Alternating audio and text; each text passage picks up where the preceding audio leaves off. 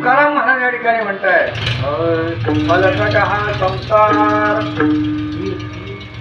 ऐका पण येथे सार भगवंत ऐसे जागवितो मना.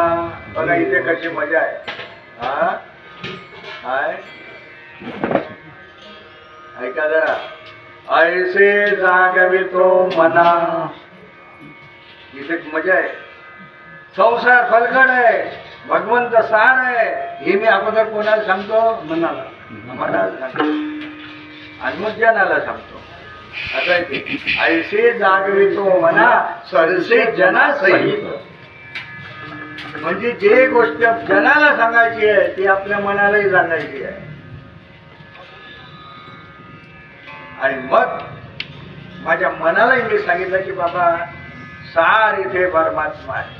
अजून एक पुष्टी एका वाक्यात देतो तुम्हाला आणि हा विषय थांबवतो. हो महाराज हे तुम्ही सांगतायत पण याला काही पुरावे आहे का? अजून कोण म्हणतं असं? त्याचं उत्तर सांगतो मी तुम्हाला. आणि चहुवेदी दान शास्त्री कारण आणि 18 पुराण हरिशिराचे मंथोरी नवनीता तैसिगे अनंता अन्वाया व्यर्थ कथा साडी मार्ग.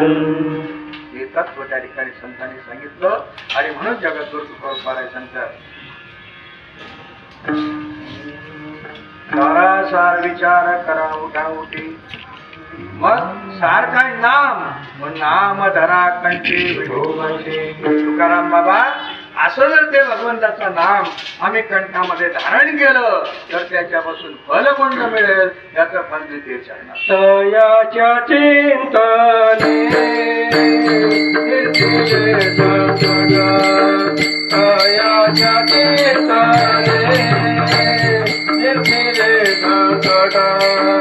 तयाच्या चिंतने निर्भेला संकट. तयाच्या चिंतने निर्भेला संकट. तयाच्या चिंतने निर्भेले संकट. तयाच्या चिंतने निर्भेले संकट. तयाच्या चिंतने निर्भेला संकट. तयाच्या चिंतने निर्भेला संकट. तरल दुर्गात भाव जुंब. तरल दुर्गात भाव जुंब. तरल दुर्गात भाव जुंब. तरल दुर्गात भाव जुंब. तरल दुर्गात भाव जुंब. तरल दुर्गात भाव जुंब.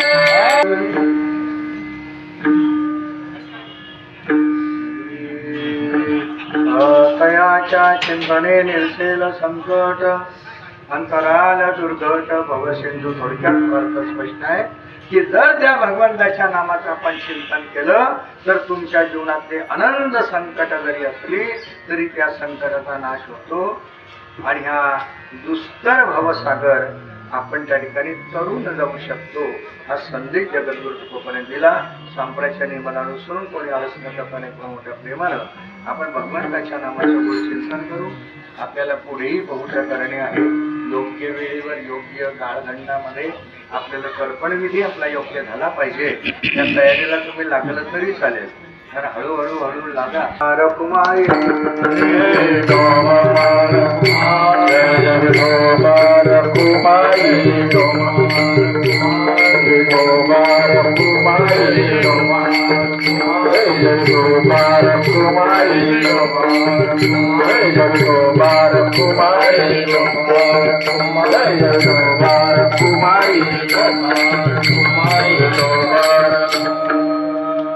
तयाच्या चिंतने निर्सेल संकट.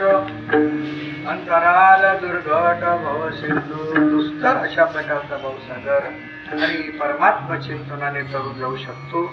हा संदेश या ठिकाणी आहे. म्हणून तिथे चिंतन एकच आहे, नाम धरा कंठी विठोबाचे. या मनाचा मूळ भाव आहे हा, की तुम्ही आपल्याला हा जर भावसागर करून जायचं असेल, कोण चालले, कसे चालले, कोणत्या माध्यमातून चालले, आपण जरूर हे चिंतन ऐकत असतो. आता संतांनी या ठिकाणी चिंतन केलं. तुम्ही जर भगवंताच्या रामनामाचं चिंतन केलं, आता इथे राम नाम आलं, कृष्ण नाम आलं, शिव नाम आलं, नाम कोणतं सुद्धा नाम पाहिजे. कोणतं नाव घ्यायचं यामध्ये वेळ घालवण्यापेक्षा जे तुम्हाला आवडेल ते नाव घेण्यामध्ये तातडीनं सुरुवात करा. आपला विषय याच्यात जातं निवड करण्यामध्ये, हे खरं का ते खरं, हे खरं का ते खरं, हे बाबा सांगतात ते खरं का ते बाबा सांगतात ते खरं, नाम खरं. तुम्हाला काय उत्तर दिलं, मी नाम खरं. तुम्ही शिवाचं घेतलं तरी चालणार आहे, ओम नमः शिवाय म्हटलं तरी तेच फल आहे, आणि शिवाय तो ब्रह्मनामा म्हटलं तरी तेच फल आहे. काही बदलात काय फरक आहे? आतापर्यंत ओम नमः शिवाय नाही उद्धारच झाला, पण आपलं तर्क, कारण तुम्हाला नवीन काही दिल्याशिवाय लोक मागे लागत नाही. त्याच्याकरता आम्हाला त्याच्यात बदल करावे लागतात, आणि लोकांना नवं पाहिजे असतं, लक्षात घ्या. म्हणून तुम्हाला सांगतो, राम म्हणा, कृष्ण म्हणा, जे काय असेल ते म्हणा, नाम घ्या. नामानं तयाच्या चिंतने निर्सेल संकट अंतराला दुर्गट भव सिंधू. मग तुम्ही आता इथे साधना दिली, हो नामस्मरण करायचंय, नामस्मरण करण्याचा अधिकार कोणाला आहे?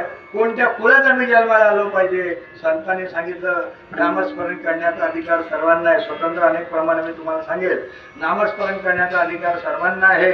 अहो तुम्ही पाप योनीमध्ये जरी जन्माला आले तरी तुम्हाला नामस्मरण करण्याचा अधिकार आहे. कोणत्याही कुळामध्ये तुम्ही जन्माला या, दैत्याच्या कुळात जरी जन्माला आले तरी प्रल्हादाकरता भगवंत आले. कथा सर्वांना माहिती आहे, कथा लावण्यात काही अर्थ नाही. म्हणून एरवी दैत्यकुळ साचोकार आहे, दैत्याचं कुळ होतं, पण त्या कुळामध्ये भक्त प्रल्हाद जन्माला आला, आणि भगवंताच्या नामस्मरणाच्या माध्यमातून आणि प्रत्यक्ष नरश्री अवतार आणि त्या परमात्म्याला त्या ठिकाणी धारण करावा लागला. तुम्ही यातीहीन कुळामध्ये जन्माला जरी आले, ऐका, नामस्मरण करण्याकरता एक वाक्य सांगून मोकळा होतो, बाळे भोळे नारी नर आदी करून वेश्याही सर्वांना अधिकार आहे. स्त्रियो वैश्य तथा शूद्र हा स्थिती यांती परांगती. कोणत्याही जाती धर्माचा असो, कोणत्याही पंथाचा असो, कोणत्याही मार्गाचा असो, कोणत्याही कुळात तो जन्माला जरी आला तरी त्याला सकळास येते आहे अधिकार. आणि कलियुगी उद्धार एवढं साधन आहे. मग तुम्ही कोणत्या कुळात जन्माला यायला किंमत नाही, कुठल्याही कुळामध्ये जन्माला या, पण त्या ठिकाणी भगवंताचं नामस्मरण तुम्ही जर केलं तर त्यापासून तुम्हाला काय फायदा होईल? अभंगाच्या कृतीच्या जन्मोनिया पुढे वाच स्मरे राम, जन्मोनिया पुढे वाच स्मरे राम, जन्मोनिया पुढे वाच स्मरे राम, जन्मोनिया पुढे वाच स्मरे राम, जन्मोनिया पुढे वाच स्मरे राम, जन्मोनिया पुढे वाच स्मरे राम, जन्मोनिया पुढे वाच स्मरे राम, जन्मोनिया पुढे वाच स्मरे राम. तेरी हाची नेमा अहर्निशी, तेरी हाची नेमा अहर्निशी, तेरा जाती कोने निर्मला संगार, तेरा जाती कोने निर्मला संकट. तेरी हाची नेमा अहर्निशी, तेरी हाची नेमा अहर्निशी, तेरा जाती कोने निर्मला संकट, तेरा जाती कोने निर्मला संकट. नियम अहर्निशी अहर्निशी, रात्रंदिवस अहोरात्र जर तुम्ही भगवंताच्या नामरामाचा, कृष्ण नामाचा नामसंकीर्तनाचा आज जर नित्य नियम ठेवला तर त्यापासून मिळणारी फलश्रुती सांगितली. जन्मोनिया पुढे वाचे स्मरे राम आणि धरी हाची नियम अहर्निशी. त्याचा फायदा कोणता? फायदा संगत अभंगाच्या शेवटच्या चरणात. तुका म्हणे कोटी कुडे ती पुनीत.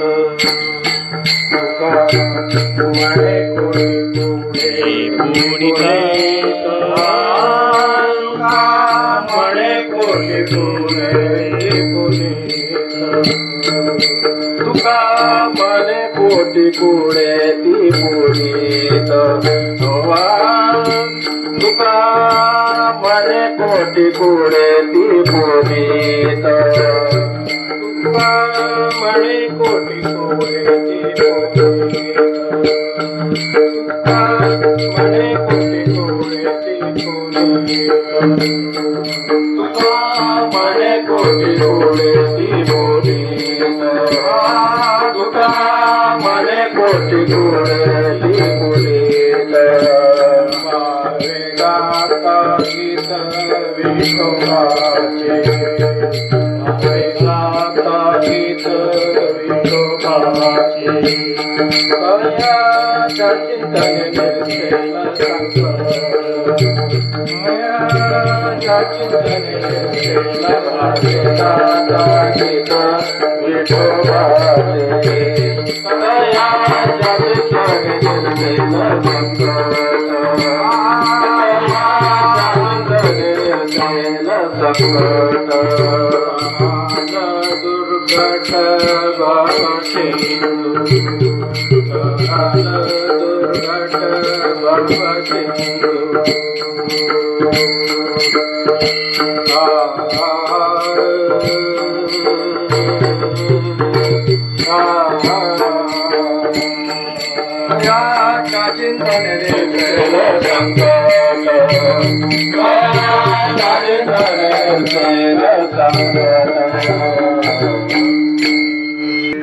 बाबा तुका म्हणे कोटी पुढे ते पुनीत.